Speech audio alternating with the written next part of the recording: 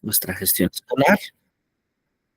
Y bueno, yo quiero agradecer a todos y a todos ustedes que amablemente han compartido a través del grupo de WhatsApp eh, justamente sus aportaciones, analizando diferentes problemas de acuerdo a al propio registro de nuestro grupo de WhatsApp.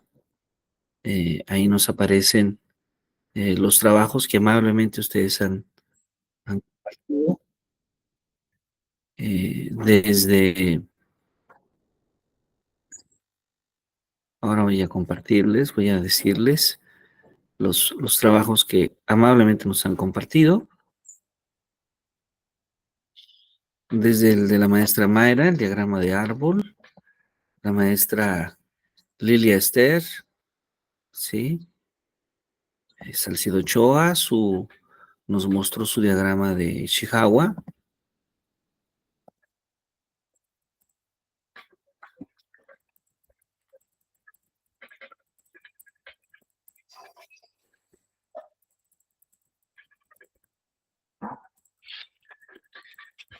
Y después tenemos justamente, además de este trabajo de la maestra Lilia Esther, empezamos a recibir más trabajos.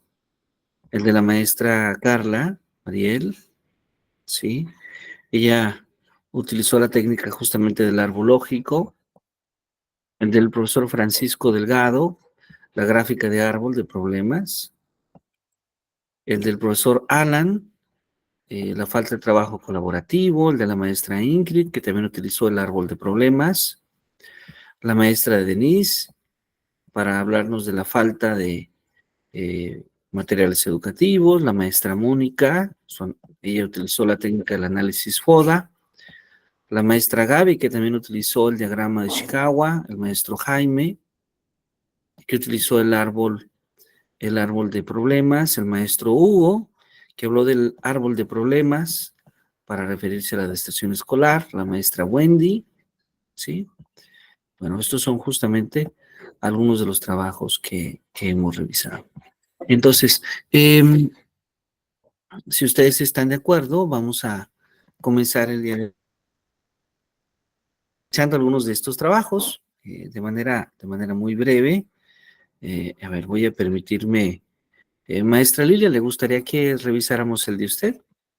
Si usted nos permite. Sí, está bien.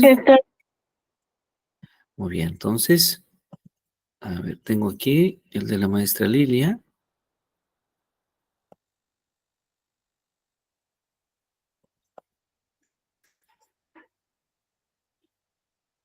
Y quiero mostrarles el de la maestra Lilia. Para ello voy a compartir pantalla.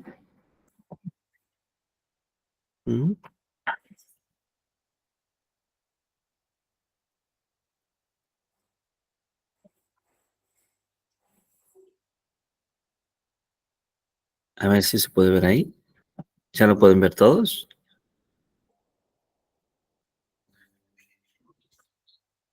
Muy bien. ¿No? ¿Aún no? A ver si ya se puede ver. Así, muy bien. Entonces, la maestra Lilia hizo su diagrama de Chihuahua sobre la deserción escolar. Hay que cambiar la C por la S en la palabra deserción, pero ella se centra en los siguientes aspectos, ¿no?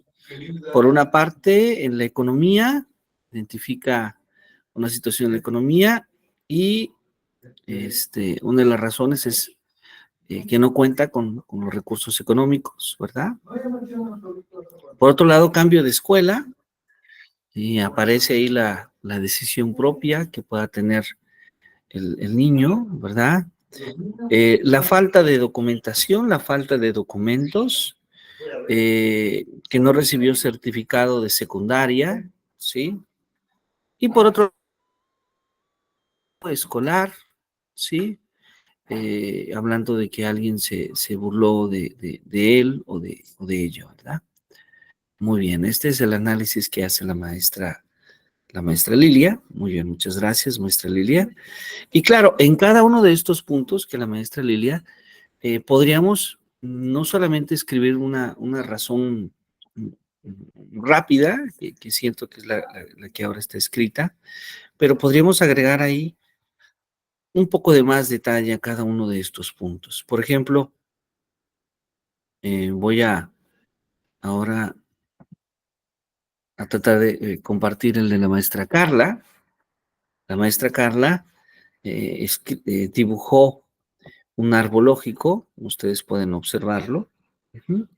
Y este árbol lógico, particularmente, eh, eh, nos dice, los ETEs no cumplen con su función, que es tomar y ejecutar decisiones enfocadas para alcanzar el máximo logro de aprendizajes como un órgano colegiado. ¿Cuáles son las raíces de este problema? La poca presencia del director. Miren, qué interesante. Es decir, los directores, de acuerdo a lo que nos indica la maestra Carla, pues parece que faltan a los CETES, ¿no? Cosa que no debería de pasar. Segundo, la falta de organización de temáticas a analizar en el CETE. Tercero, identifican problemas externos en el proceso de enseñanza-aprendizaje. Cuarto, se limita a la lectura de las orientaciones, ¿sí? Y quinto, hay un uso limitado de materiales educativos y actividades. Interesante, interesante. Ahora, ¿cuáles son estas consecuencias? La falta de propuestas pedagógicas que permitan cubrir las necesidades de los alumnos. ¿Sí? Ahí están las ramas del árbol. Docentes fuera del aula, apáticos, desmotivados. Tercero, la falta de liderazgo, ¿sí? La falta de liderazgo, responsabilidad y compromiso del director. Cuarto, no se cumplen con los propósitos del CET. Y quinto, no se da el espacio de análisis y reflexión sobre la realidad educativa. Muy bien, un ejercicio interesante, un ejercicio interesante. Después tenemos acá el diagrama de Chicago, un diagrama muy bonito, visualmente, el del profesor Alan González. Y en lo general lo que propone, lo que identifica, es una falta de trabajo colaborativo, ¿sí? Entonces, por una parte, cuando se refiere a la organización escolar, horarios poco flexibles, sobrecarga de actividades, miren qué interesante, formación y capacitación en esa área, identifica la falta de capacitación en trabajo colaborativo, la falta de estrategias para el trabajo colaborativo docente. Y por otro lado, tenemos la cultura escolar, ¿no? Actitudes docentes, como la competitividad, como la inseguridad y la poca incentivación del trabajo colaborativo. Cuando habla de liderazgo, pues habla de cómo se fragmenta el equipo de trabajo y cómo se atienden situaciones no prioritarias. Muy bien, muy bien, muy bien. La maestra Denise, ella realizó también un árbol lógico donde se centra en la falta de recursos materiales, la falta de recursos para materiales educativos. Y identifica que la raíz de estos problemas son, por una parte, tener un presupuesto insuficiente, ¿sí? Hay pocos fondos para los materiales educativos, pero también hay altos costos de los materiales educativos, ¿no? Habría que ver, probablemente estas dos estén conectadas, ¿verdad? Los altos costos con los materiales educativos y el presupuesto insuficiente. Creo que podríamos dejarlas en una misma. Por otro lado, tenemos la inadecuada gestión de recursos, ¿sí?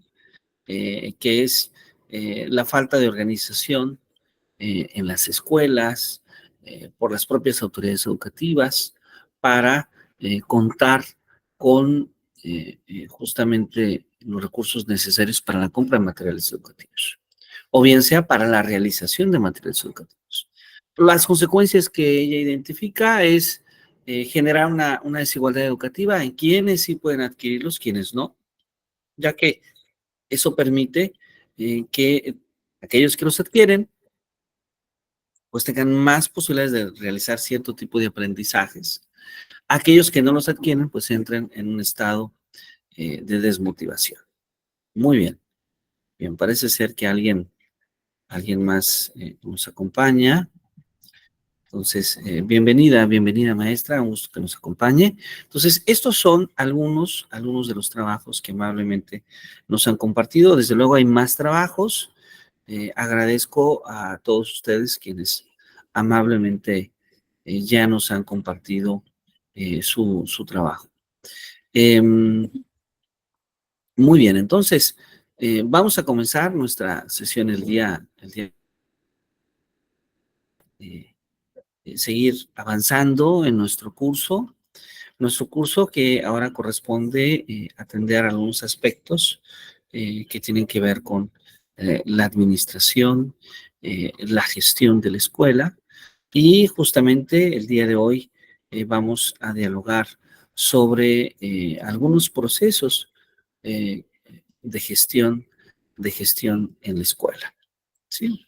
Bueno, entonces voy a permitirme utilizar una presentación que he preparado para todos ustedes en PowerPoint, y sobre esta presentación vamos a ir dialogando, construyendo, esperando que todas y todos ustedes se encuentren muy bien. Vamos a comenzar. Y bueno, vamos a comenzar utilizando esta presentación que hemos preparado justamente eh, de cómo se gesta, cómo se lleva a cabo los procesos de gestión en la escuela. Y para esto es muy importante comentar una visión de cómo la escuela establece una relación, yo llamaría natural, con la sociedad, ¿sí? Hay una relación muy natural de la escuela con la sociedad. Eh, la sociedad eh, construye la escuela para que la escuela sea un órgano, sea un instrumento de formación del ser humano, ¿sí? En la escuela formalmente se lleva el proceso de educación de las personas generales, de educación de la sociedad misma. Sin embargo, es la sociedad quien con el paso del tiempo va definiendo el tipo de escuela que quiere. Entonces, podemos ver cómo hay una conexión muy directa entre la escuela y la sociedad.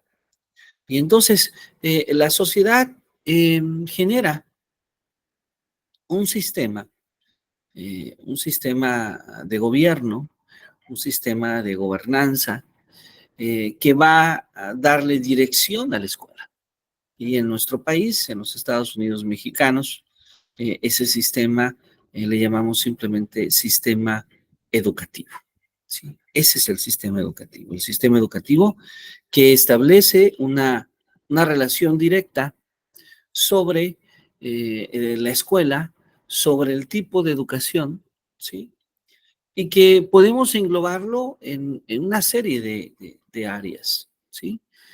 Por una parte, decir que el sistema educativo nacional está conformado en primera instancia por los sujetos de formación, por el centro del sistema, que son los alumnos, pero no solamente por los alumnos, sino también por los docentes que ofrecen ese servicio educativo, por las autoridades educativas, por el personal de apoyo, de administración, de gestión que permite llevar a cabo el proceso educativo, pero también por los padres de familia.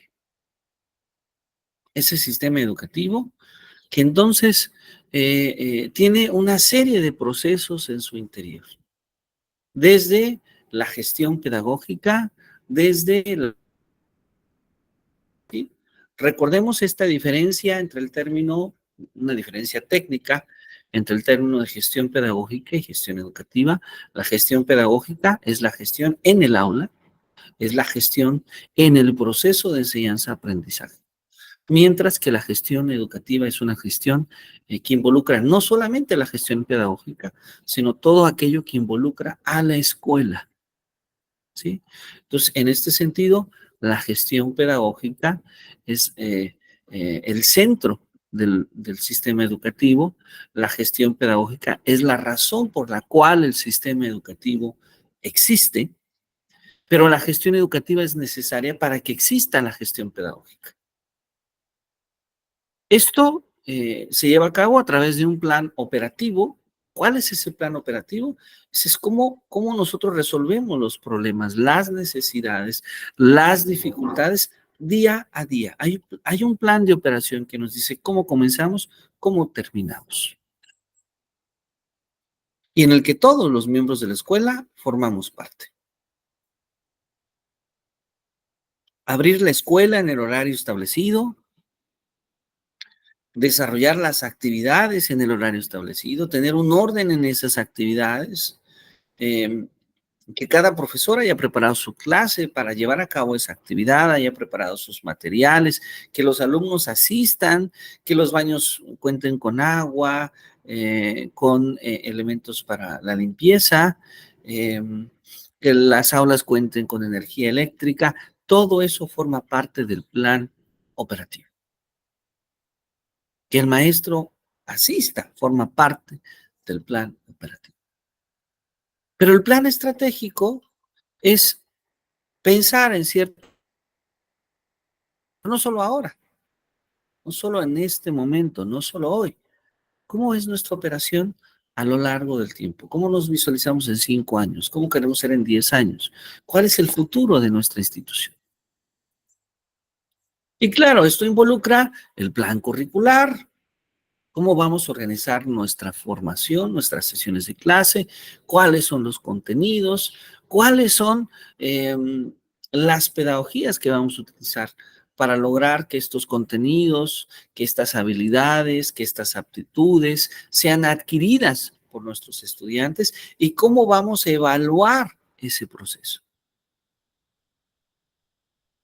Entonces, toda la gestión está ahí. Pero vean que no solamente es suficiente con la gestión. Se requiere hoy en día infraestructura y equipamiento. Sí, ya he comentado que la escuela no es un edificio, pero si tenemos un edificio es mucho mejor. La escuela no es el equipamiento, pero si tenemos equipamiento es mucho mejor. ¿Sí? El material educativo no hace la escuela, pero una escuela con material educativo tiene más posibilidades de desarrollo que una que no lo tiene. Una escuela con mejor infraestructura, la infraestructura no hace la escuela, pero una escuela con mejor infraestructura tiene condiciones para dar un mejor servicio educativo y llevar entonces una mejor gestión pedagógica. Entonces, la infraestructura y el equipamiento es un aspecto importante. ¿Sí? Entonces, una escuela que tiene aulas bien construidas, que tiene muebles escolares adecuados, que tiene energía eléctrica, que tiene agua, en las zonas de calor, que tiene aire acondicionado, en las zonas de frío, que tiene un aire caliente, una escuela que tiene biblioteca, una escuela que tiene dirección, que tiene oficinas administrativas, que tiene jardines, que tiene áreas verdes, una escuela que tiene cafetería, etcétera, etcétera. Es una escuela que va a tener más posibilidades de desarrollo para sus estudiantes. Por otro lado, tenemos una escuela que tenga acceso a Internet, una escuela que tenga laboratorio de cómputo, una escuela que tenga pizarrones virtuales, una escuela que tenga la posibilidad de tener una buena bibliografía, un centro de gestión de la información de calidad, o una biblioteca de calidad, tanto física como digital, va a permitir que los estudiantes tengan acceso a información para hacer investigación, para poder analizar ciertas tareas escolares. Entonces, la tecnología de la información particularmente se convierte en un elemento fundamental. Pero además de todo esto, también se requiere que la escuela tenga recursos financieros, ¿sí? Porque comprar los materiales, dotar de infraestructura, tener tecnologías de información, tener docentes suficientes para las necesidades, requiere del uso de recursos financieros, ¿sí? Entonces, el sistema educativo se ve representado por todo esto que hemos comentado en esta primera lámina, representa al sistema educativo, al sistema de gestión en la educación en nuestro país. Y claro, todo esto está diseñado para atender a los alumnos, para ayudar a los docentes en realizar su gestión pedagógica. Bueno, entonces es necesario eh, diferenciar algunos conceptos que aparecen en la literatura de manera constante. Seguramente hemos tenido la oportunidad de escuchar, de ver algunos libros sobre la administración escolar. Y después hemos visto cómo, poco a poco, eh, de los años 90 para acá, de los años 80 para acá, de hecho, empieza a aparecer un poquito más el término de gestión. En lugar del término de administración, el término de gestión. Y bueno, no es que uno necesariamente sustituya al otro, son procesos un poco distintos, pero que es importante desde esta parte técnica, como profesores, como futuros doctores en educación, diferenciar, porque probablemente en muchos espacios educativos estos dos términos a veces hasta se utilizan de manera genérica, casi como un sinónimo, y lo primero que vamos a decir acá es que no estamos hablando de un sinónimo. Administrar, vamos a entender como el proceso de diseñar, como el proceso de mantener un entorno en el que trabajando en grupos, los individuos cumplan eficientemente objetivos específicos. Entonces, vean, diseñar y mantener un entorno para obtener resultados específicos de manera eficiente. Esta es la definición de Kuntz y de Weyrich. Gestionar es la capacidad de generar una relación adecuada entre la estructura, la estrategia, los sistemas, el estilo, las capacidades, las personas y los objetivos superiores de de una organización. Como lo dice Casausos. Entonces vean que no es exactamente lo mismo. ¿Hay una conexión entre la administración y la gestión? Sí, pero son dos procesos distintos. Cuando hablamos de la educación pública en México, la educación pública en México está un poco más ligada al proceso de gestión, porque ya se cuenta con un aparato que diseña, que busca crear ese entorno eficiente, que es la Secretaría de Educación Pública. Pero cuando hablamos de la empresa educativa, cuando hablamos generalmente de las instituciones de orden privado, a veces ahí se puede plantear la idea de administrar, ¿sí? Aunque en ambas podemos de alguna manera también hablar de procesos de gestión en su interior. Entonces, veamos que hay una distinción entre la administración y la gestión. Podemos ver entonces que de alguna manera la gestión es un concepto de administración, porque entonces la gestión incluye la administración. O sea, la gestión incluye la administración. ¿Cuáles son los componentes fundamentales para una gestión? Pues la planificación, ¿sí? La organización, la ejecución, ¿sí? Y el control. A ver, entonces vamos a pensar en una escuela, ¿sí? Y yo le pediría a 4 personas que pudieran participar. ¿Qué entenderíamos en la labor de una escuela por planificación? ¿Qué entenderíamos por organización? Tercero, ¿qué entenderíamos por ejecución? ¿Sí? Y finalmente, ¿qué entenderíamos por control? Ahí están, 4 elementos importantes de la gestión. Planificación, organización, ejecución y control. Voy a dejar de compartir un momento para podernos ver, para podernos eh, escuchar. ¿Qué me comentan? ¿Qué me comentan ustedes? ¿Cómo sería o cómo es la idea de planificación en la escuela? Maestra Ingrid, ¿le gustaría? No, ya está. Maestra Lilia, adelante, por favor.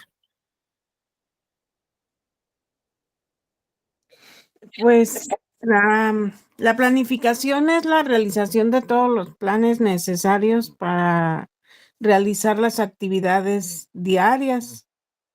Por ejemplo, a nosotros nos hacen hacer planes semestrales o planes trimestrales porque nos piden en 2 etapas la planeación. Los directivos pues realizan sus propias planificaciones también, similar a las nuestras. La organización pues es una etapa que debe tener todo en orden, todo organizado, todo bien hecho, pues bien planeado. Están relacionadas, digamos así, ¿verdad? Ujú, Y la ejecución es pues ya llevar a cabo las actividades. ujú, Y el control, por si algo se salió mal, pues hay que corregirlo o checar que todo esté bien para evitar tener que corregir, ¿verdad? Esas son ujú. las etapas de la gestión. Muy bien, muchas gracias, maestra Lilia. Muy bien, ahí tenemos este ejemplo que nos comparte muy bien la maestra Lilia. La planificación, la organización, el control, desde luego, eh, y además de ello, la ejecución. Pero me gustaría compartirles que ello es posible, ¿sí? Ello es posible. Por ejemplo, ¿qué necesitamos para planificar? A nivel de docente, necesitamos conocer los planes y programas de estudio. Necesitamos conocer en la educación básica el programa sintético. Y lo que espera la autoridad educativa de nuestra escuela es que a través de nuestra participación, a través del consejo de docentes, podamos construir justamente el programa analítico. Pero cuando hablamos de la dirección, cuando hablamos del equipo directivo, va más allá de solamente el desarrollo del plan analítico. Porque entonces tenemos que pensar, ¿sí?, en el plan anual de desarrollo o el plan integral de desarrollo o el plan anual institucional, ¿sí? Porque pongo todos estos nombres porque los diferentes niveles educativos tienen un nombre distinto y también a lo largo de distintos gobiernos se va desarrollando un nombre distinto. Pero la idea de estos 3 documentos que he citado es la misma. Es que a lo largo de todo el ciclo escolar, el director, la directora, el personal directivo de la escuela, toma en consideración las propuestas de los docentes, las propuestas de los padres de familia, los intereses de los estudiantes, los intereses de la comunidad educativa, para construir un conjunto de acciones necesarias que beneficien a la escuela.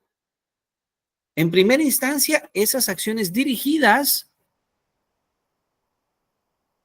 a las necesidades de la escuela desde la gestión pedagógica, pero que no solamente se basan en la gestión pedagógica, sino también en la gestión educativa. O sea, no solamente para atender las necesidades evidentemente necesarias para llevar a cabo el proceso de enseñanza-aprendizaje, sino también otras necesidades, porque tal vez vivimos en una escuela que no tiene bardas perimetrales y hay inseguridad. Y entonces eso no forma parte de la gestión pedagógica, pero sí de la gestión educativa. Tenemos que hacer bardas en nuestra escuela. A lo mejor los profesores no tienen sala de docentes. A lo mejor los profesores no tienen un espacio donde desayunar, donde descansar un momento después de la jornada de clases o en el receso escolar. Y entonces es necesario atender esa sala. A lo mejor el maestro Jaime Flores, que nos acompaña, sabe muy bien de este punto que voy a mencionar. A lo mejor no tenemos un área verde. Y hoy en día sabemos que las áreas verdes son indispensables para mejorar las condiciones de trabajo en el sentido en que contar con un área verde nos permite relajarnos, nos permite construir inclusive nuevos escenarios donde dialogar en la clase y podemos sacar a los alumnos fuera del salón al área verde. Si tenemos un área con algunos árboles, nos ayuda a disfrutar de ese espacio. Entonces, tal vez es necesario que nuestro plan anual de trabajo, nuestro plan de desarrollo institucional, en nuestro plan anual integral, consideremos justamente la elaboración de un área verde, el plantar árboles, el regar los árboles, etcétera, ¿no? Entonces, todo esto forma parte de la gestión, forma parte de la planificación. Ahora, sin embargo, este es el plan, pero ahora, ¿cómo nos organizamos? Y para esto es fundamental que las escuelas contemplen las funciones que tiene cada persona dentro de la escuela. Es decir, la escuela posee un manual de funciones, donde se indica cuáles son las responsabilidades, cuáles son los atributos, cuáles son las características, cuáles son los procesos en los que interviene cada persona, cada miembro de la comunidad. Este manual de procesos está aunado también, el manual de procesos y el manual de funciones busca dar orden, organización, busca dar momentos, etapas para llevar a cabo los procesos y busca en cada uno de los procesos identificar responsables de ese proceso. Aunado a esto que acabo de mencionar, ¿sí? Debemos también, desde luego, de considerar que la organización requiere también de un reglamento, ¿sí? Para los estudiantes, para los profesores, para las autoridades educativas, ese reglamento que esté instaurado en el marco general de la Ley General de Educación. Y la Ley General de Educación que está instaurada en el marco del artículo 3 de la Constitución de los Estados Unidos mexicanos. ¿Sí? Es decir, el reglamento escolar es un reglamento que debe estar en el marco de la Ley General de Educación y esta a su vez en el artículo 3. ¿Sí? Entonces, todo esto se requiere para la organización. ¿Sí? La organización de la escuela que tiene que ver con fijar esas metas que ya la planeación nos dio, estas actividades que ya a través de la planeación han sido aceptadas, han sido propuestas y ahora hay que indicar las responsabilidades de cada uno de los miembros de la comunidad escolar para con ellas. Los momentos, los lugares y los procesos. Para llegar a lo que muy bien la maestra Lilia comentó, la ejecución. Ya la maestra Lilia nos anticipó algo, pero ¿Alguien podría decirme otra perspectiva o qué más podemos agregar a la ejecución? Maestro Jaime, ¿le gustaría participar? Adelante.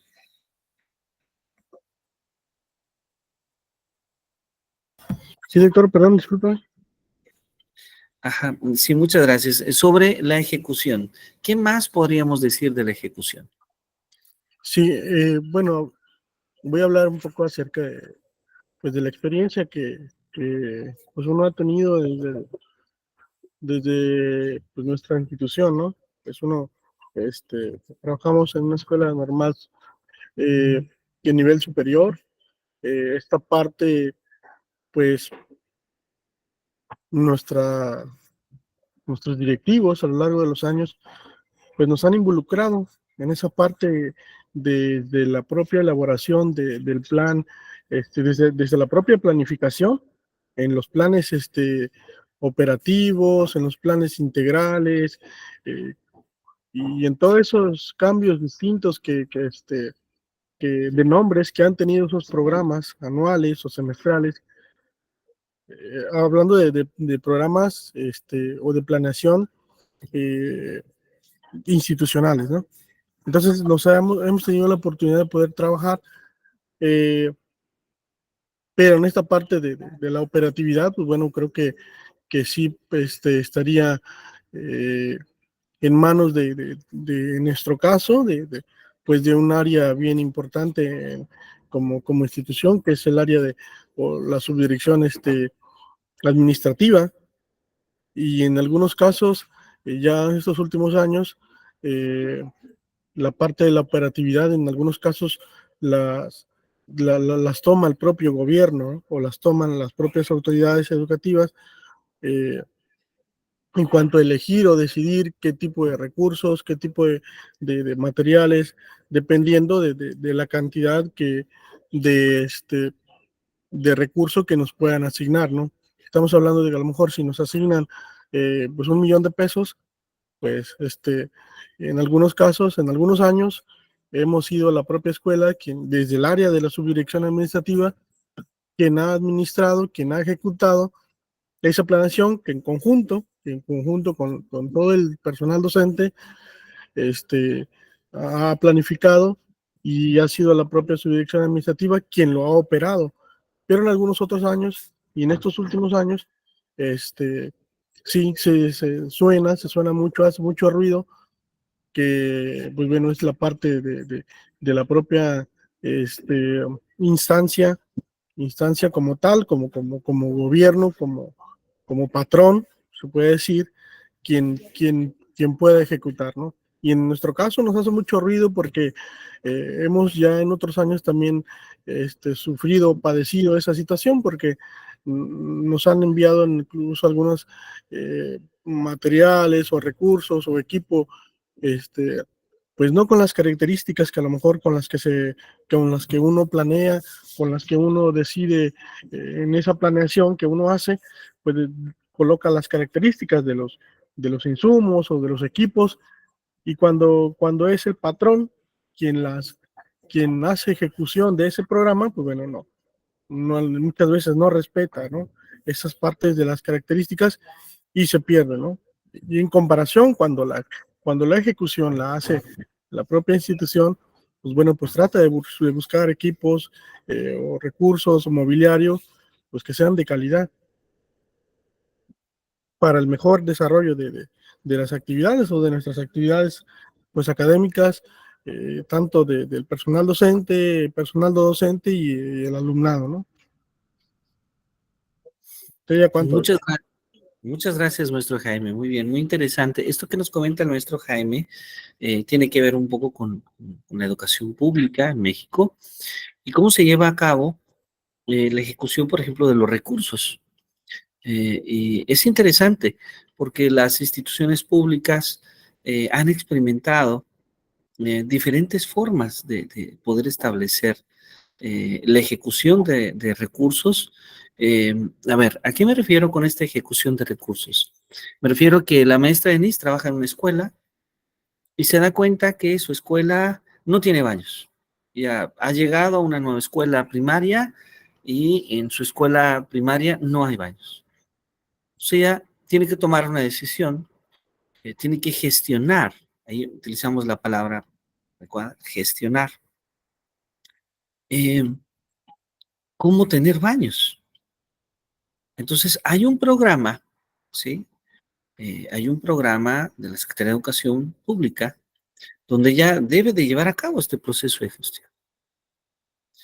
Sin embargo, a lo largo de diferentes gobiernos hay distintas maneras de ejecutar ese recurso. Primero, ella debe de incorporar a su proceso de gestión en la dirección de la escuela la necesidad de esos baños, fundamentar la necesidad de esos baños, ¿sí? Debe de hacer un proceso de gestión, de solicitud a este programa, pero la forma de ejecutar, pues vamos en la parte de ejecución, a veces es distinta. Hemos tenido gobiernos que una vez que se presenta el proyecto, una vez que se fundamenta el proyecto, una vez que se hacen los compromisos y las responsabilidades, el gobierno, la autoridad educativa, le ha dado el recurso a la comunidad escolar para que sea la comunidad escolar quien construya esos baños, ¿sí? Ha habido gobiernos que han hecho este proceso a través de una corresponsabilidad entre las autoridades de la escuela y a lo que el gobierno en su entonces llamó los consejos de participación ciudadana, que básicamente es el consejo de padres de familia y una coparticipación de ambas partes. Y este tipo de programas planteaba algunos beneficios. Uno de los beneficios era el hecho de que la escuela podría decidir, la escuela podría contratar, la escuela podría atender directamente las necesidades que identificaba en su escuela. Esto por un lado tiene un aspecto muy positivo, pero también podremos ver que tiene un aspecto que en muchas ocasiones también desencadenaron algunas prácticas inadecuadas, como por ejemplo el hecho de que no se construyeron los baños, pero sí se recibió el dinero, ¿sí? O se construyeron unos baños distintos a la calidad que se habían planificado, ¿sí? O al no contratar un desarrollo, un equipo de arquitectura, de ingeniería, fueron los baños realizados por personas que no contaban con ese tipo de servicio y resultaron no funcionales plenamente. Entonces, vamos a encontrar experiencias positivas, vamos a encontrar algunas situaciones también negativas. Pero finalmente es una forma de ejecutar. Otra forma de ejecutar, más parecida a la actualidad, consiste en aquella idea de no darle libertad a la escuela de decidir cómo atender las necesidades. Es decir, la escuela reporta las necesidades, la escuela fundamenta la necesidad de construir baños, pero ahora la maestra Denise no recibe el recurso. La respuesta que le da el gobierno es que nosotros vamos a construir los baños. Oiga, pero lo requiero de tal medida, de tal... Bueno, vamos a nosotros a revisar cómo construimos los baños. Es decir, lo siento, maestra, pero no confío demasiado en ti. Tengo que hacerlo yo. Tiene que hacerlo la empresa que he contratado y la empresa lo hace. Y bueno, esto también, observemos que ahora el recurso económico no llega a la escuela, sino que es a través de la autoridad. Esto, por una parte, en muchas ocasiones deja con menos posibilidades de desarrollo a las escuelas, porque como bien comentaba el profesor Jaime, pues a veces llega algo que no es lo que pediste. A veces pides computadoras de cierto tipo y llegan otras, porque no siempre el proveedor, que en este caso es el gobierno, está considerando plenamente las necesidades que tienen las escuelas, ¿sí? El gobierno, pues, asume este cuarto elemento que voy a agregar, le voy a permitir que nos comparta ella. El gobierno asume el control, ¿sí? Muchas gracias, maestro Jaime. Maestra Ashley, adelante, por favor. Cuando pensamos en la idea de control, ¿qué estamos viendo ahí?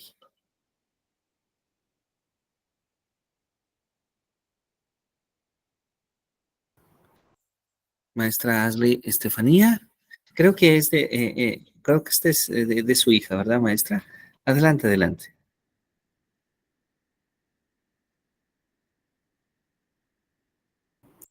¿O alguien más le gustaría hablarnos del control? Maestra Mónica, adelante, por favor. Gracias. Buen día a todos. Buen día, doctor. Bueno, yo en la parte del control de la escuela podría decir que se refiere como a los procesos o los mecanismos para asegurar que se cumpla todo lo que ya se ha hablado anteriormente, ya sea dentro de la normatividad, dentro de los objetivos o dentro de las políticas públicas.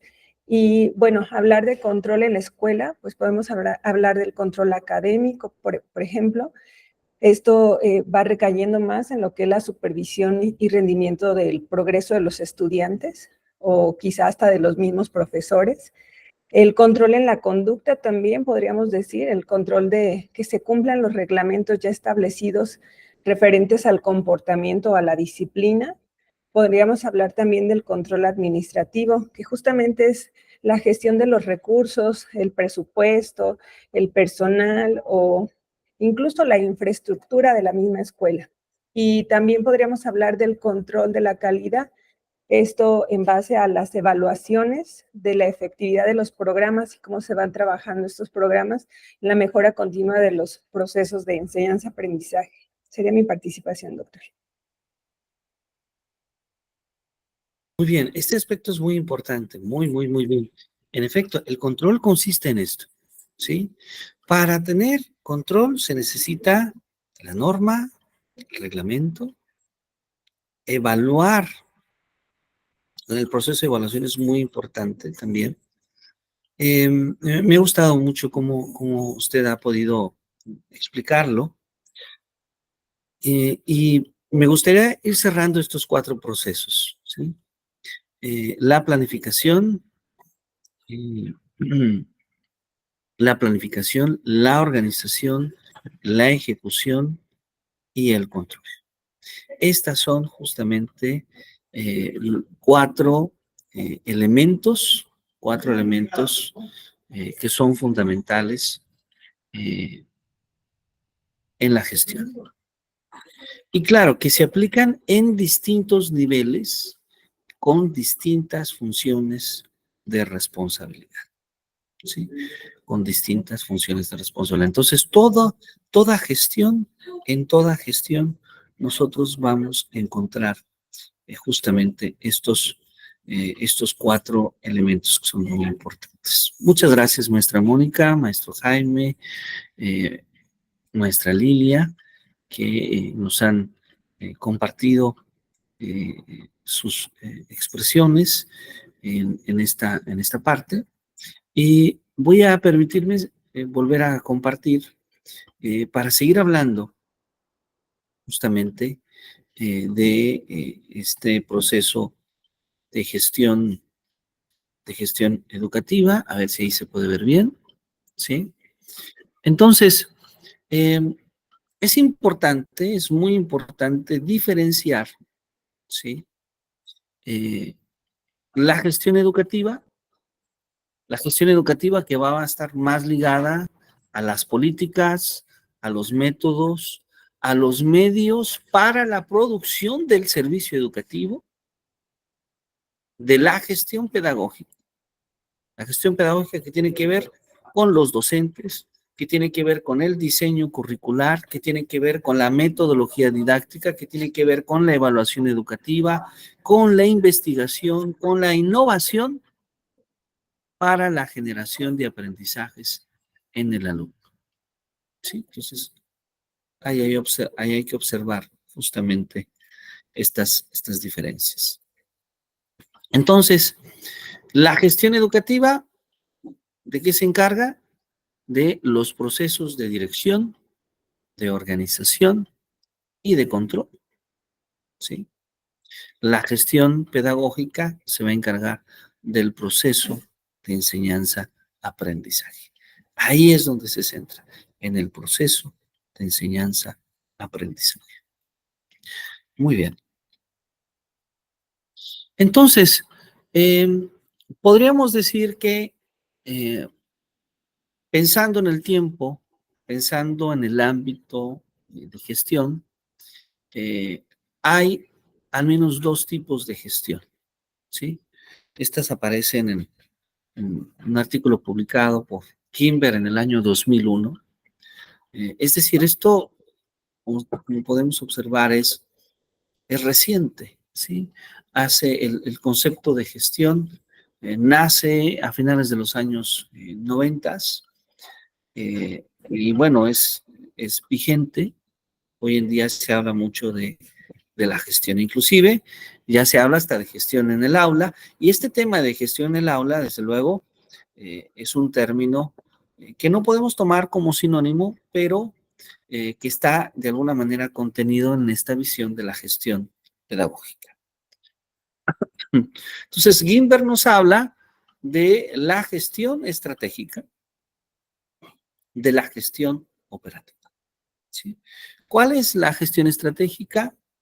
Pues es pensar a mediano, a largo plazo, los productos, la actitud prospectiva, la visión general de nuestra organización, pero también analizar la incertidumbre que se presenta en el entorno, ¿sí? Observar cierto nivel de relatividad que se puede ver en la empresa, en el ambiente, porque no siempre logramos desarrollarnos como nosotros esperamos. Es decir, nosotros hacemos un plan estratégico, ¿sí? Pero ese plan estratégico generalmente se cumple de manera parcial, ¿sí?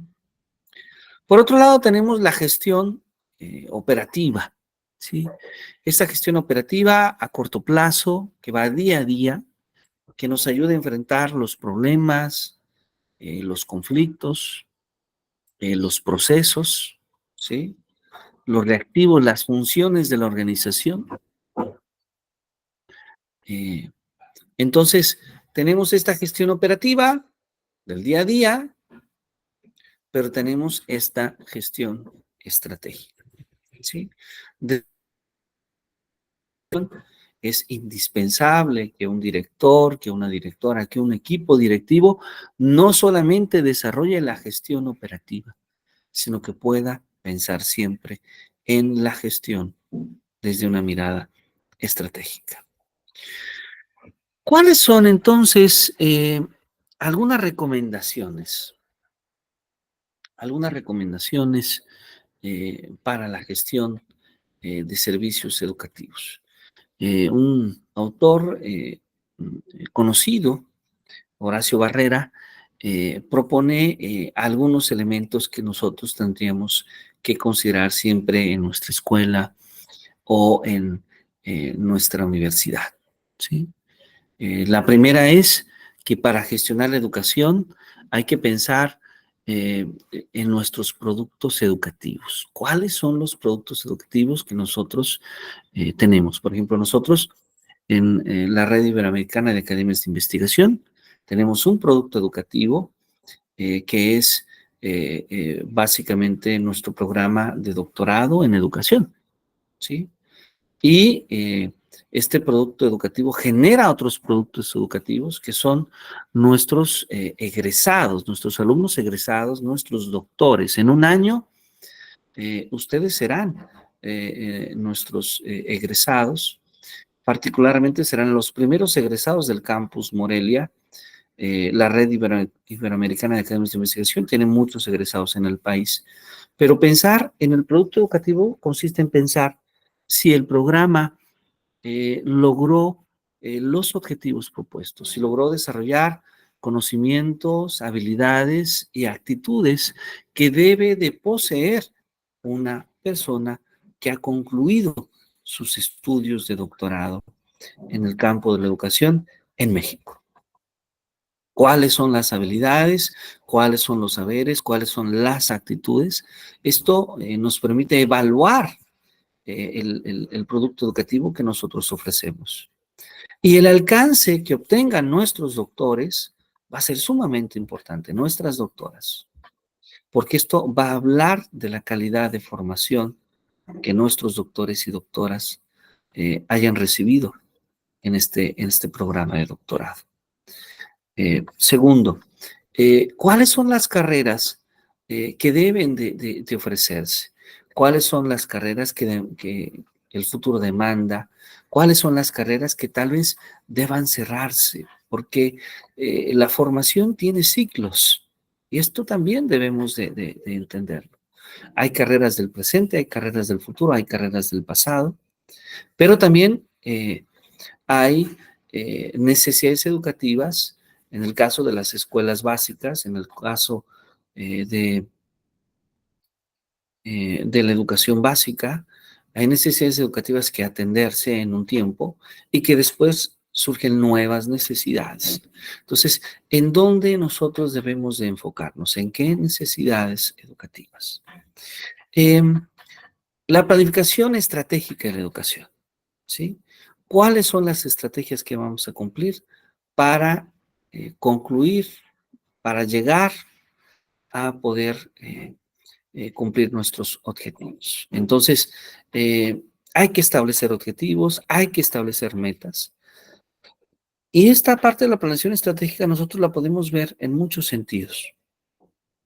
La podemos ver desde una perspectiva institucional, cualidad de ser director, de ser directora, de participar en un consejo directivo, de participar en la toma de decisiones de mi escuela. Pero también puedo verla desde una perspectiva personal, porque las personas también podemos planear estratégicamente sobre nuestro desarrollo, sobre nuestras expectativas, sobre nuestras metas. Tal vez tendríamos que pensar cómo nos vemos en 10 años, cómo nos vemos en 5 años, y entonces redefinir qué tenemos que hacer año con año para alcanzar esas metas. Saber que hay varias metodologías para poder desarrollar mi gestión educativa, para poder desarrollar mi propia gestión y aplicar estas metodologías. Un aspecto que es muy importante y que yo insisto y siempre que tengo la oportunidad de estar con alguna autoridad educativa, lo comentamos, siempre que tengo la oportunidad de estar en alguna escuela, en alguna universidad, lo comento, es la importancia que tiene la calidad profesional de los docentes, ¿sí? Y esta importancia a la que yo quiero referirme se centra en aquella idea de la importancia de la formación, ¿sí? Una escuela requiere siempre de que sus profesores puedan mejorar. Cada persona puede mejorar. Yo puedo mejorar.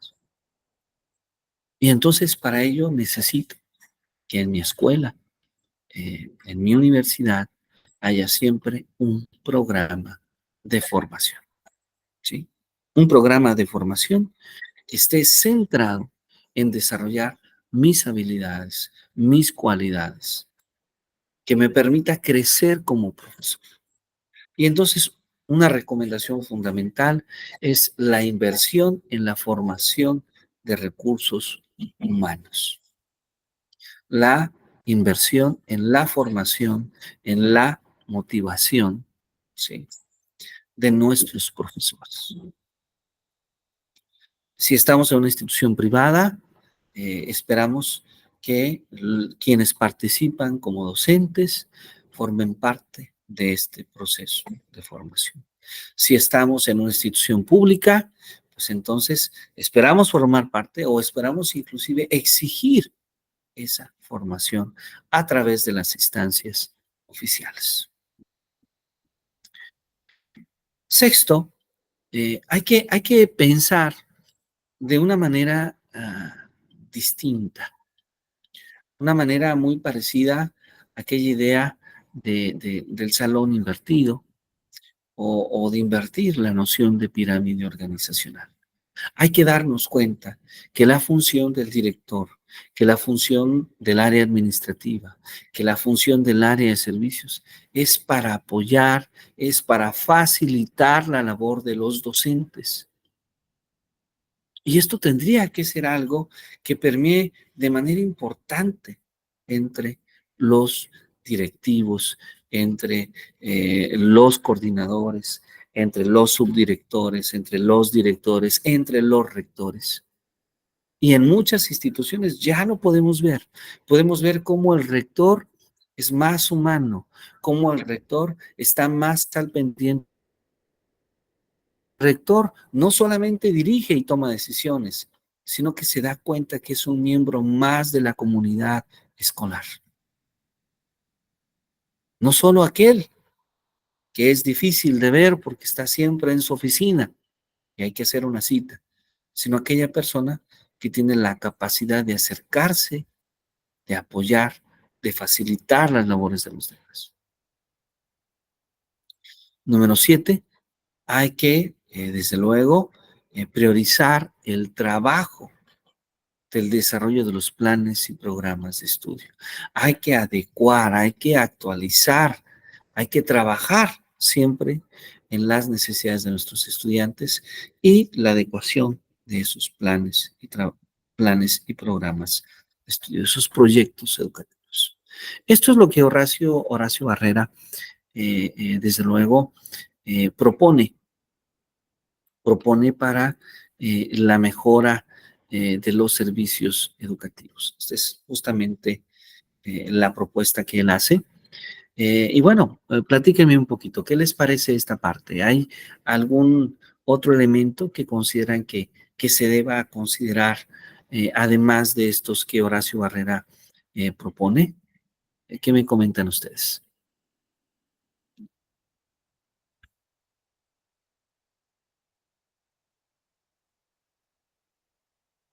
Nuestra Ingrid.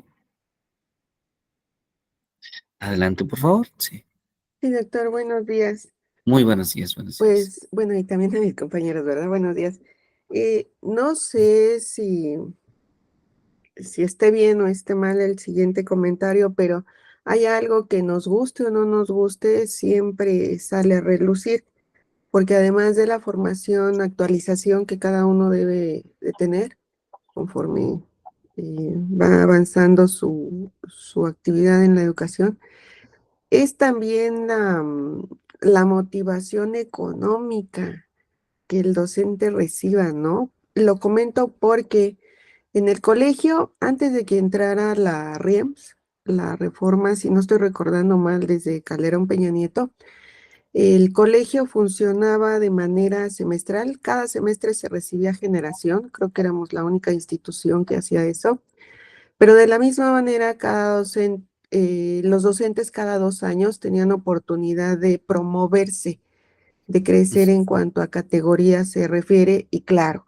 esto implica, por supuesto, mayor sueldo. Y por otro lado, también teníamos la oportunidad de recibir estímulos. Un semestre se podía uno recategorizar y al siguiente semestre podíamos participar por estímulos. Mientras la recategorización era cada 2 años, los estímulos eran cada año. Sin embargo, viene la reforma y se perdieron ambas cosas. Hace como 4 años, me parece, regresando de la pandemia, me parece que como hace 3, hubo lo que llaman en la actualidad una promoción horizontal, lo cual el colegio manejó horrorosamente, y para el primer filtro creo que ya 3/4 partes habíamos sido dados de baja. Y lo de los estímulos ya para nada se ha vuelto a tocar, ya no lo tenemos. Y entonces, ¿qué pasa? Profesores con una situación similar a la mía, incluyéndome yo, ya no podemos seguir creciendo.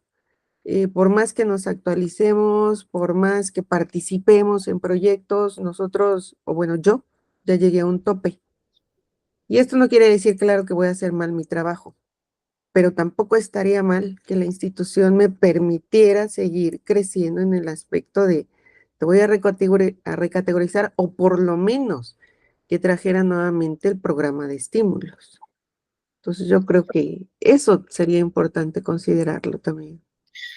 Sí, sí, maestra, y muchas gracias. Esto que usted comenta es muy importante.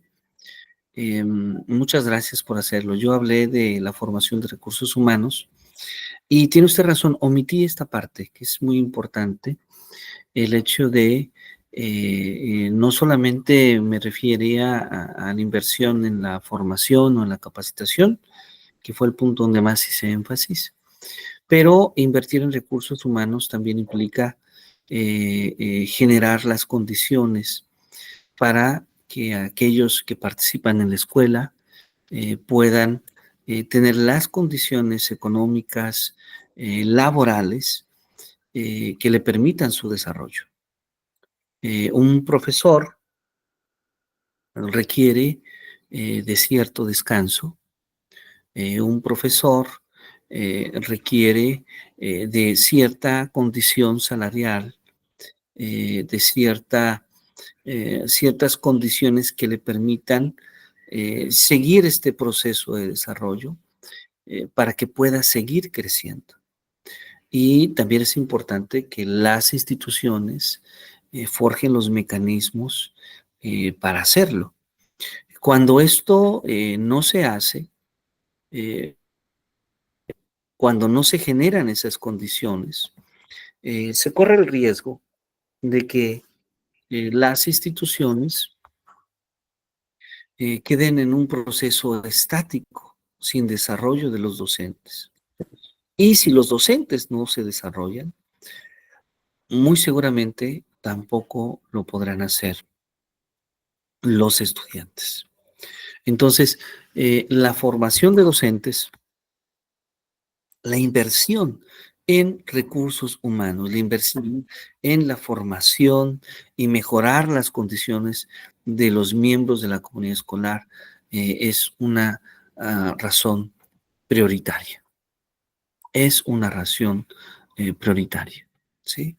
Un ejemplo de esto que usted nos comparte lo viven también las escuelas normales de nuestro país. Y debo decirlo que asociado a estas escuelas normales, también podríamos decir que las universidades pedagógicas lo viven, que los institutos de educación a nivel estatal, por ejemplo, en el estado de Michoacán, el Instituto Michoacano de Ciencias de la Educación, también lo vive, que es la no formalización de la investigación en las instituciones educativas. ¿Y a qué me refiero con ello? A que en estas instituciones, eh, las escuelas normales, las universidades pedagógicas, los institutos de educación públicos, estatales, tienen la figura de profesor investigador o de investigador. Y entonces, cuando el maestro Jaime es contratado, él está feliz, dice, bueno, yo seré profesor investigador en una institución educativa, pero resulta que no hay un respeto por el número de actividades sobre la investigación, porque las necesidades de la institución son principalmente en la docencia. Y entonces, a diferencia de lo que ocurre en el sistema universitario, donde un profesor investigador de 40 horas probablemente imparte 20 horas de docencia y otras 20 horas de investigación, el profesor en las universidades pedagógicas, en las escuelas normales, en los institutos de educación públicos estatales, tan solo tendrá de 1 a 5 horas mensuales para hacer investigación y tendrá que atender frente a grupo a más de 30 horas. Esto representa una dificultad importante porque a pesar de que el número de horas que tienen que trabajar es mucho más grande que el que tienen que trabajar los profesores universitarios, las exigencias sobre la productividad de la investigación son las mismas. Entonces, lo que vive el profesor en estas instituciones es que las instituciones están exigiendo algo para lo cual no han sido diseñadas, ¿sí? Es decir, las escuelas normales, las universidades pedagógicas, los institutos de educación pública estatal, quieren formar parte del sistema universitario, del sistema de educación superior, pero no han generado las condiciones laborales, las condiciones económicas, ¿sí? Para ser. La consecuencia de esto, que hay pocos espacios para el desarrollo de la investigación, pero los investigadores de estos tres grandes grupos de instituciones que hay en el país tienen que competir con las universidades. Tienen que formar parte de cuerpos académicos, tienen que formar parte, tener perfiles deseables, tienen que formar parte del Sistema Nacional de Investigadores, pero van, decimos nosotros, contracorriente. ¿Por qué? Para poder cumplir los requisitos que cumpliría un profesor universitario, pues tiene que asignar de su tiempo personal esas horas para poder cumplir con esas metas. ¿Qué es lo que ocurre? Que la gran mayoría de los profesores no logran cumplir con esas metas, ¿sí? Y no lo logran hacer no solamente, no por una deficiencia propia, sino por una deficiencia del sistema. Es decir, yo te contrato de una manera, te asigno otras actividades y después te evalúo como la manera en la que te contraté. ¿Sí? No sé, es como si a alguien le contratan para una función, pero le dan otra función, ¿sí? Y después dicen, bueno, te voy a evaluar en la primera función en la que has sido contratado. Y maestra Ingrid, muchos docentes en nuestro país viven justamente estas condiciones, ¿no? Lo cual significa pues una dificultad importante en el desarrollo personal. Sin embargo, es muy importante decir que el compromiso de los docentes, que la mucho más allá, porque a pesar de que las condiciones del sistema educativo no son las más adecuadas, seguimos viendo a maestros, a doctores en formación, seguimos viendo a investigadores que presentan trabajos pese a que las condiciones laborales en sus instituciones educativas no son las mejores. Y ahí es cuando nos damos cuenta del esfuerzo que presentan las maestras y los maestros. Pero tomando las bases de la gestión, el ideal es que las maestras y los maestros tengan las condiciones adecuadas para su desarrollo, en la formación, en la capacitación, en la actualización, pero también en su desarrollo profesional desde esta perspectiva económica. ¿Y qué sería lo ideal?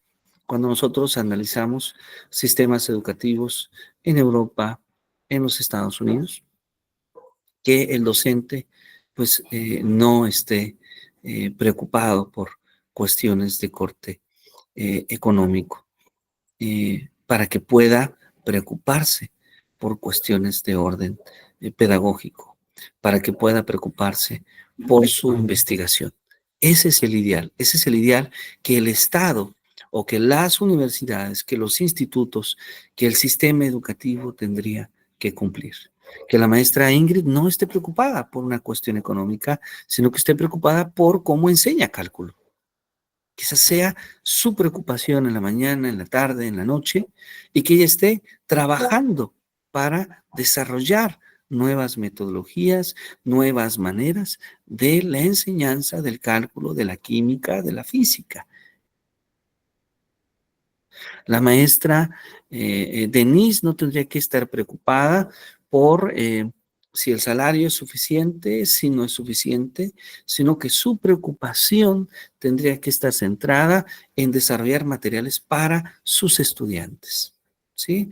La maestra Mónica no tendría que estar preocupada sobre el salario, sobre la falta de materiales en la educación secundaria para enseñar matemáticas, para enseñar química, para enseñar física, sino más bien en desarrollar mejores estrategias para sus clases. Y seguramente si esto se cumpliese, pues veríamos muchísimo más actividad en las escuelas. Pero hay una tarea pendiente que tienen nuestras autoridades educativas, pero que también tenemos nosotros, ¿sí? En exigir, pero que también tenemos nosotros en contribuir a que ello se pueda desarrollar, ¿sí?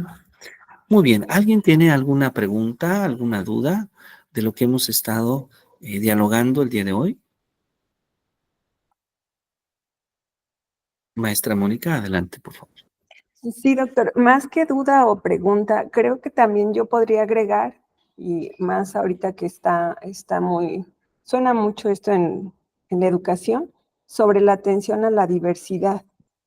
Creo que los servicios educativos no son o no terminan siendo tan inclusivos y no atienden a las necesidades del todo de los estudiantes. Entonces, creo que también debemos prestar mucha atención cuando hablamos de gestión educativa. Sí, estoy de acuerdo con usted. Este es un tema muy importante, el tema de la gestión a la diversidad es diversa, que en la escuela hay necesidades diferenciadas y que la función de la escuela es crear una educación para todos. No una educación integral, sino una educación inclusiva, ¿sí? Y dentro de esta perspectiva inclusiva debe de ser intercultural, debe de ser atendiendo las necesidades especiales de nuestros estudiantes, las necesidades de aquellos estudiantes que presentan dificultades de aprendizaje, problemas de conducta, por un lado, pero también aquellos quienes tienen talentos o habilidades especiales, quienes tienen aptitudes sobresalientes, ¿sí?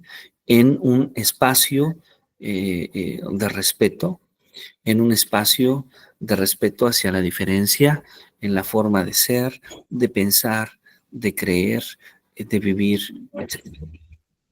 Entonces tenemos que pensar con una mirada mucho más amplia la diversidad de la escuela. Muchas gracias, maestra Mónica.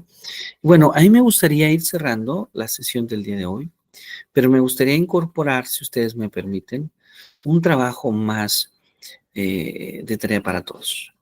Hemos estado hablando de la gestión estratégica, de la gestión operativa, hemos estado hablando de la gestión pedagógica, de la gestión educativa, y ahora me gustaría que este trabajo lo centráramos no en la escuela, sino más bien en nosotros. Y digo, no en la escuela, porque probablemente para dejar un trabajo de gestión estratégica, nuestro programa tendría que ser un programa de doctorado solo para directores, ¿no? Cada uno de ustedes estuviese directamente tomando una responsabilidad ante una institución educativa. No es nuestro caso, porque nuestro caso es formar investigadores. Algunos pueden ser directivos, desde luego, otros pueden ser profesores, otros pueden ser agentes educativos que no necesariamente sean directores o profesores. Porque hemos aprendido que sobre la educación muchos participamos en diferentes formas. Muchos de los grandes educadores que hemos revisado en el programa de doctorado no necesariamente han sido profesores, o no necesariamente han sido directivos escolares. Algunos sí, algunos otros no. La aportación que hacemos al sistema educativo puede ser desde el interior, sí. Hay quienes asumen que es importante que sea desde el interior, pero también a veces es necesario que sea desde el exterior. Bueno, Este ejercicio consiste en pensar sobre dos perspectivas, sobre dos ejes. El primero es ¿quién soy? ¿Sí? Y quién soy quiero pensarlo desde una mirada de la gestión operativa. Es decir, ¿cómo es mi día a día? Y cómo ese día a día, en cierta medida, me define quién soy. Pero por otro lado, quiero pensar en quién deseo ser, cómo me veo en los próximos 5 años, quién quiero ser en los próximos 5 años. Y al tratar de responder esta pregunta, estamos hablando de una perspectiva o de un enfoque justamente en la gestión estratégica. Les pido entonces que desde este enfoque, la gestión estratégica, tratemos en una cuartilla de escribir 2 columnas. Una columna, una primera columna, de hecho van a ser 3, disculpen. Una primera columna donde nos dice quién soy, cuáles son mis características, cuáles son mis prácticas, cuáles son las prácticas que realmente me definen, no las que yo creo que hago, sino las que realmente hago. ¿Sí? Segundo, ¿quién quiero ser en 5 años? ¿Cómo quiero verme? ¿Qué metas quiero alcanzar? Sí, ahí está la gestión estratégica. Y la tercera columna es entonces, ¿cuál es el camino que debo de hacer? Es decir, ¿cuál es la lista de acciones, como paso 1, paso 2, paso 3, paso 4, paso 5, etcétera, que debo de seguir para pasar de quién soy a quién quiero ser? O sea, de quién soy hoy a quién quiero ser en 5 años. ¿Se entiende un poco el trabajo? Sí, doctor. ¿Sí? ¿Es claro para todos, maestras, maestros? Sí, Sí, sí, yo doctor. también. Gracias. Ok, perfecto. Bueno, voy entonces a pedirles hacer este trabajo y voy a pedirles que como evidencia y también para compartir, porque la idea es, si ustedes observaron, compartimos en el grupo de WhatsApp, porque la idea es compartir con los compañeros, que todos podamos compartir nuestro trabajo a través del grupo de WhatsApp. Esta va a ser la tarea semanal, digamos. Voy a pedirles ahora, haciendo ya una diferencia con el trabajo anterior, que ahora sí lo hagamos en computadora y que ahora sí nos esforcemos en cuidar mucho la escritura, en cuidar mucho la presentación de nuestro trabajo. Podemos utilizar inclusive algunas aplicaciones como Canva, como Geniality, como Microsoft, algo que nos ayude a que nuestro trabajo tenga una presentación interesante, pero la esencia de nuestro trabajo son estos 3 puntos. ¿Quién soy? ¿Cuáles son las características que me definen? ¿Cómo deseo ser en 5 años? ¿Quién quiero ser? ¿Cuáles son esas características que me van a definir? ¿Sí? Y ¿cuál es mi plan? ¿Cuáles son los pasos que debo de seguir para esa transformación? Ahora, en 5 años, es importante mencionar que las personas no hacemos cambios drásticos. El ser humano evoluciona de una manera eh, lenta con respecto a las etapas de su desarrollo. Eh, lo que trato de decir con esto es que no nos vayan a escribir en 5 años una persona tan diferente a la que es ahora, porque es probable que si es demasiado diferente, no se cumpla, ¿sí? En realidad seguimos siendo los mismos, pero poco a poco vamos desarrollando cualidades que no teníamos. Y aquí debo de ser muy honesto, desde el área de desarrollo humano sabemos que algunas las desarrollamos, pero otras a veces las perdemos, ¿sí? Estamos siempre en este cambio, pero no es un cambio drástico, ¿sí? Cuando las personas desarrollan costumbres, desarrollan ciertas formas de vivir o de trabajar, cuesta mucho tiempo, ¿sí? Sin embargo, si la persona está decidida a hacerlo, la persona logra hacerlo, ¿sí? Y claro, estas transformaciones, voy a referirme a las positivas, pero también existen transformaciones negativas, ¿sí? Entonces, bueno, yo les invito a que hagan una reflexión propia, a que se motiven, a que piensen de manera estratégica su transformación y que nos compartan esos pasos que ustedes consideran necesarios para llevarla a cabo, ¿sí? Bueno, pues yo agradezco mucho sus atenciones en esta mañana. No sé si alguien tenga alguna duda, alguna pregunta. No, doctor, gracias. ¿No hay ninguna duda? ¿Una pregunta?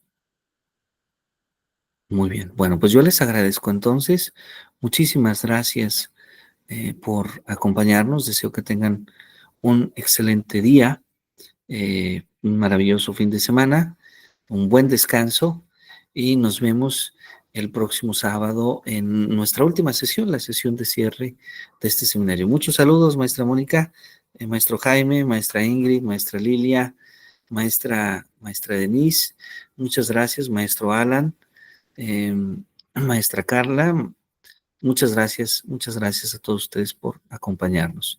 Que la pasen muy bien, cuídense mucho y un gusto saludarlos. Nos vemos.